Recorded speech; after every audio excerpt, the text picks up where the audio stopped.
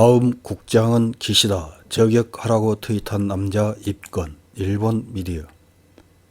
언론 보도에 따르면 윤 프레지던트 취임 100일이 지난 가운데 윤 프레지던트를 상대로 한 온라인상 테러 협박 게시물이 잇따른다고 합니다. 지난 8월 15일 기준 총 9건으로 확인됐으며 경찰은 이 중 2건은 피의자를 검찰에 송치했고 나머지 7건은 수사 중이라고 밝혔다는 것입니다. 그러자 전문가들은 극우 정치인 아베 전 수상 피격 사건을 모방한 범죄가 우려되지만 실제 처벌로 이어지기는 어렵다고 평가했습니다.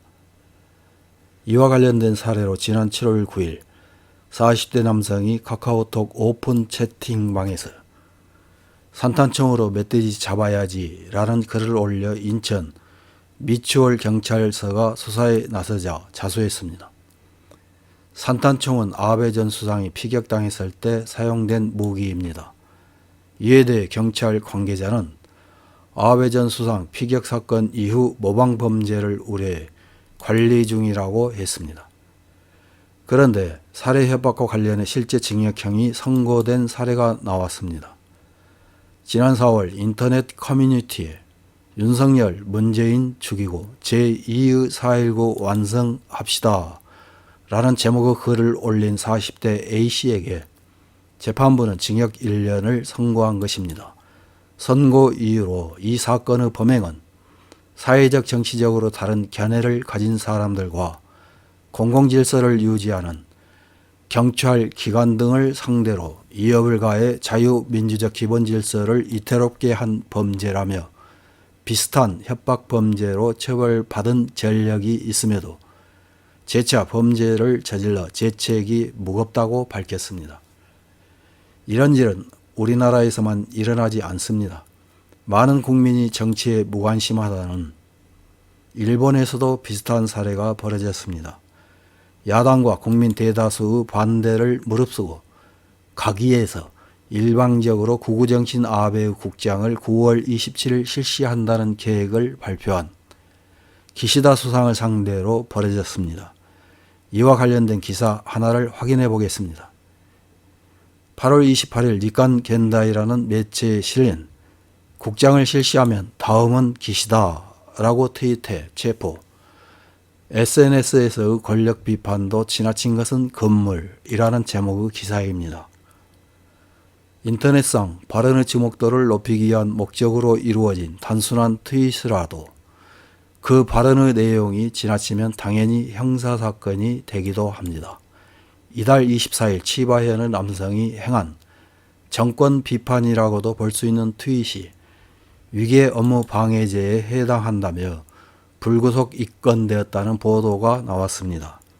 피의자인 남성은 만약 국장을 실시하면 다음은 기시다다. 수제총을 슬슬 만들기 시작하세요. 연습할 때는 국회의원이라도 좋다.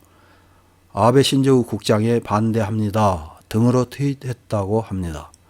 이 트윗은 국장 반대의 형식으로 이루어진 것이지만 그 내용은 아베 전 수상을 사망케 한 것과 같은 수제총을 만들어 기시다 수상을 저격하도록 부추기는 내용이며 게다가 그 연습으로 다른 국회의원에 대한 저격을 부추기는 내용입니다.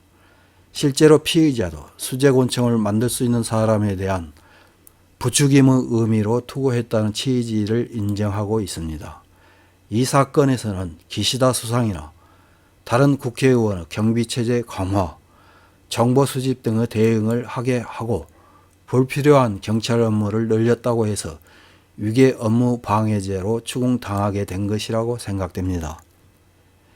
표현의 자유가 있다고는 해도 국민을 불안하게 하거나 국가 권력이나 민간 기업에 불필요한 업무나 부담을 주는 것은 허용되지 않습니다.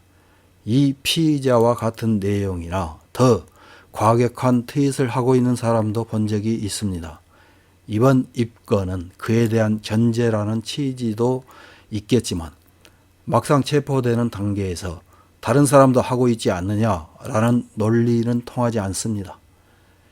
이런 기사를 읽은 일본 네티즌들은 어떤 댓글을 달았는지 몇 개 확인해보고 마치겠습니다. 첫 번째 댓글입니다. 권력을 비판해도 아무것도 달라지지 않는다. 권력을 단속할 제대로 된 기관이 필요하다. 권력 비판이 자유롭지 않다면 권력 자체도 자유롭지 않다는 것을 알게 해주었으면 한다. 다음 댓글입니다. 물론 지나친 방식은 좋지 않다. 하지만 그렇게 하지 않으면 어쩔 수 없다는 생각을 하게 하는 지금의 현상에도 문제가 있다고 하면 있다. 다른 나라라면 테러 분쟁이 일어나도 이상하지 않을 만큼 지금의 일본은 애곡되어 있다. 정부 관료들은 다시 한번 되돌아보는 것이 좋을 것 같다. 다음 댓글입니다. 주권자인 국민에게 선택된 국회의 논의나 승인 없이 세금의 사용처를 총리 대신 독단으로 결정해 버리는 민주주의를 파괴하는 사람들을 도대체 어떻게 하면 좋을까? 선거도 신자나 회사 등의 조직표로 자민당은 절대 이기게 돼 있고. 다음 댓글입니다. 아마 국장 애교는 실패할 겁니다. 애국에서는 기시다 수상의 능력 등을 판단하여 장기적으로 집권할 수 있을지 판단하여 출석이나 결석, 대리를 판단할 것입니다. 아마 오비라든지 격하의 대리만인 국장이 될 것입니다. 많은 세금을 쓰고 기시다 수상은 전 세계에 망신당할 겁니다. 다음 댓글입니다. 이 나라의 정치인은 국민을 생각하지 않는다. 정치인이 나라를 위해 일하는 것은 당연한데 아베를 찬양하고 국장을 한다는 것은 있을 수 없다.